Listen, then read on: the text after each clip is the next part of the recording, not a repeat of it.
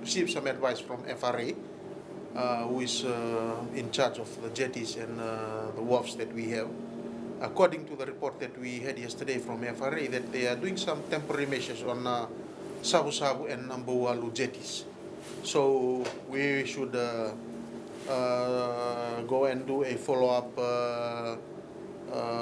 inspection today. DPO is going down to Nabouwalu as well as Savusavu to see how the contractors are doing with the work at both the jetties in Nabouwalu and in Savusavu. According to the report that we had yesterday, they are going to complete with a temporary platform for today. But we will see.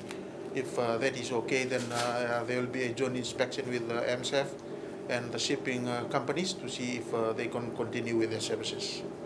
But if that doesn't work, then we'll have to find alternative route in Malau, and probably today we'll also go up to Sangani to inspect the jetty in Sangani.